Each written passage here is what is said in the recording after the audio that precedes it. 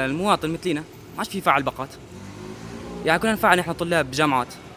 باقات الماضي كانت غالية علينا. يعني الباقات هي ما بعرف شو الوضع يعني.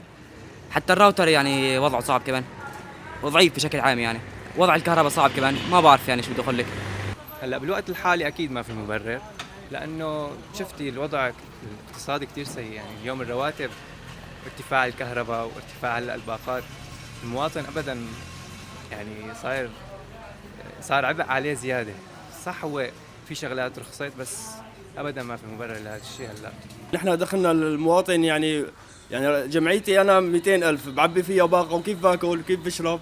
لا مو منيح ابدا يعني لازم يكون نزلوا الاسعار كثير يعني ما خرج. نحن ما فينا عليها والله. عروض ولا ميزات ولا شبكه مثل العالم ولا اي شيء، وانتم يمكن شايفين هذا الشيء بعينكم يعني، وكل الشعب شايف هذا الشيء.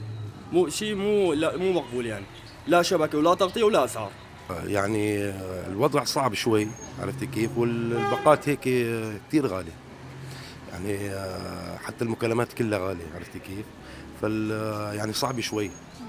فيا ريت انه يعني كيف بدي اقول لك، بيعملوا تخفيضات شوي او بيعملوا عروض، فهيك ما في مشكلة يعني. لازم يكون في تخفيضات يعني على، لأنه تعرف وضع الناس اليوم يعني ما كما يجب يعني. هسه المقاطعة كثير وضعها صعب، مستحيل حد يقعد بالانترنت. خاصة نحن طلاب جامعات يعني مستحيل. حل بديل ما بعرف. طبعا هاي مستحيل يعني، هاي مستحيل يعني، حتى لو صار قد ما صار مستحيل حد بيقدر يستخدم بدون موبايل. اذا ضل هذا الغلاء اجباري بدك قاطع يعني، ما في، لان ما معك انت تعبي، بدك قاطع اجباري. مو بس مقاطعه، انت دخل المواطن ما معه يعبي هذا المبلغ. باقات سرياتيل و200 وصلت للمليون ليره. في باقات 800 وباقات 700 وباقات بمليون.